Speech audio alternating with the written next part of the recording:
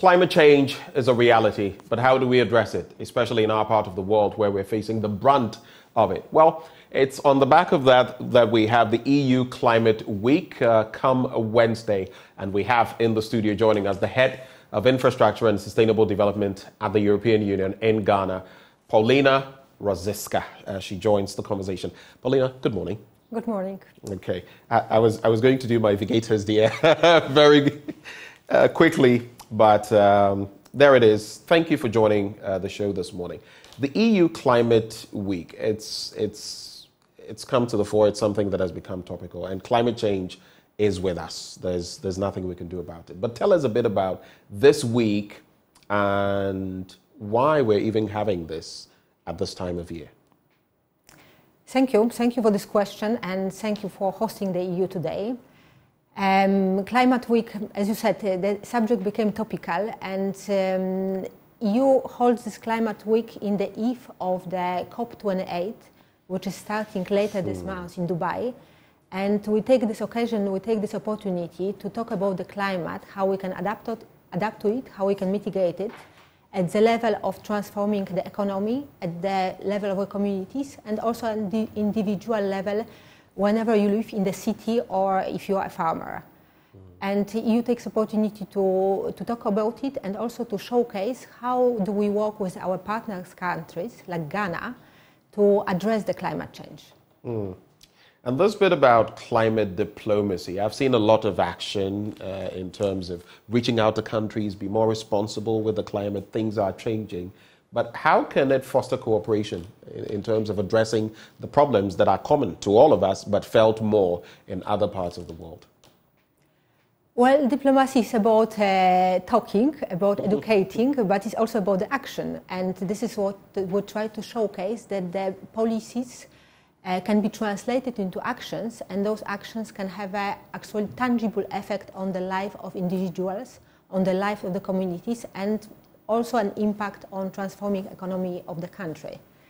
And that's why we have lined up a series of events this week to showcase how EU is working with Ghana to promote energy efficiency and renewable energies, because this is one part of adapting to the climate, to try to use as much of renewable energies to fuel the country economy. And also how EU is working with our partners countries like Germany and our member states like Germany, but also other member states and Ghana, to transform agriculture to be more climate adapted. And we'll get down to the farmer base and what exactly you mean to do there. But how exactly is the EU helping in addressing these climate change issues as far as countries like Ghana and maybe on the continent are concerned? What has been the roadmap? What has been the footprint of the EU in this regard? I think we're doing it at many levels.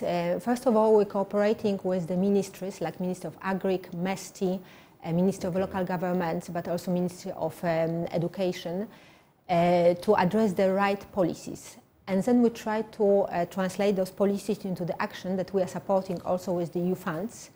And one of the important things to adapt to climate change is to make the economy more circular. So this is one of the action and the policy we're trying to promote. And one of the events during the Climate Week will be exactly about the circular economy and how you can turn the waste into precious resource. So that's an interesting twist of the conversation. There's nothing that should go waste, so to speak. Something I found interesting. Over the weekend, I was in this part of East Legon, and there was this beautiful house with so many solar panels, not just the aesthetics, but thinking about our climate, energy, how to conserve it, and all of that. So all of that comes into the fray. But are there any other specific initiatives, as far as the EU is concerned, that you've brought to bear in respect of Ghana and its fight, or our fight against climate change? Are there any others you'd like to make mention of? Yes, definitely. You mentioned solar panels.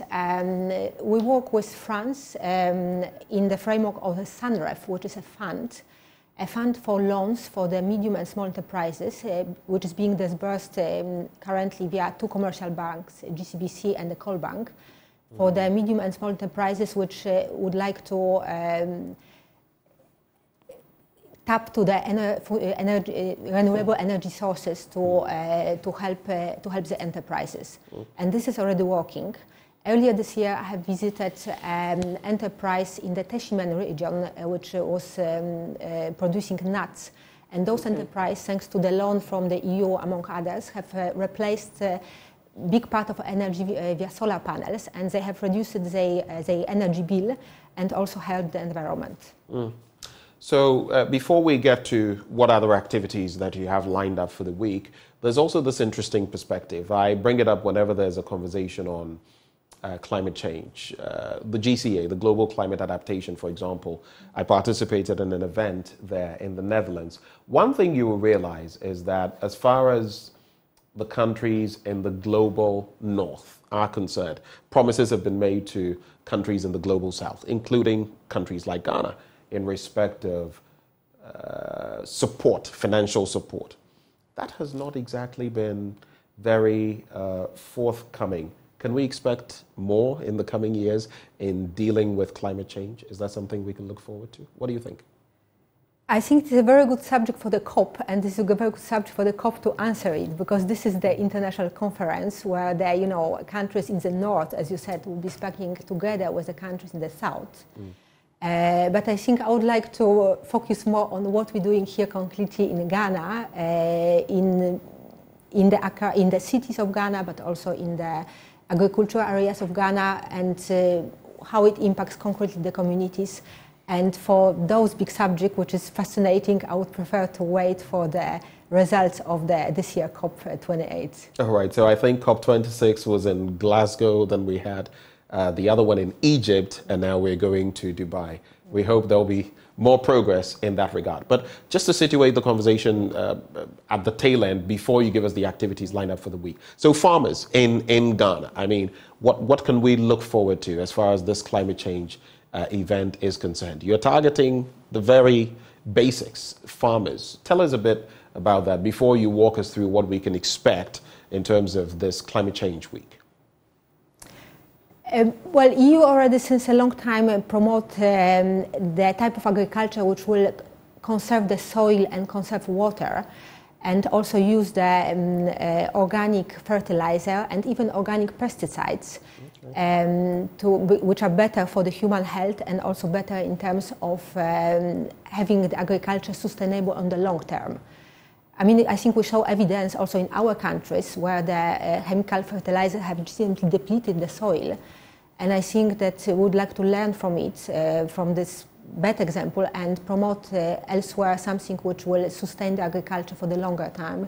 And I think we have very good example already in the Upper West, where we are working with the GIZ, how the conservation agriculture can be applied to have better yields over the longer time period. And that's an interesting perspective. It's something that we'll be looking forward to seeing how we can maximize moving forward. But in terms of the activities lined up for this week, what can you share with us? I touch upon circular economy, and we have a great example to see how the circular economy can work in practice. This week we will be opening in the La Madina district, and you can give me the full name because it's Lankankak Madina. Madina? Yes. The Madina district? Yes, in Madina, north of Accra. Okay, right. A small plant, which is actually not so small, which is turning the coconut waste into commercially viable products. Okay. So the project, this is a community-based project with the organization of Cerat and the district assembly of Madina. They have organized the value chain of waste, coconut waste, the thing that we just throw after drinking our coconut water. They take it off from the community, they bring it to the plant, when they transform it into products which can be sold after to the big enterprises, which, for example, do the plant and tree nursery. This coconut waste being transformed into the coconut fiber, which is being used into, for example, for isolation in the constructions, but also into the coconut pit, which is like a replacement for soil for the tree nurseries. Okay. This is used, for example, by anyone who is doing forestry for rubber trees, and this is currently being imported to Ghana and can be replaced with the homemade products, and at the same time the coconut waste becomes the valuable resource. So this plant is just starting, but eventually they will have a capacity of processing 5 tons of the coconut waste per day, which I think is impressive.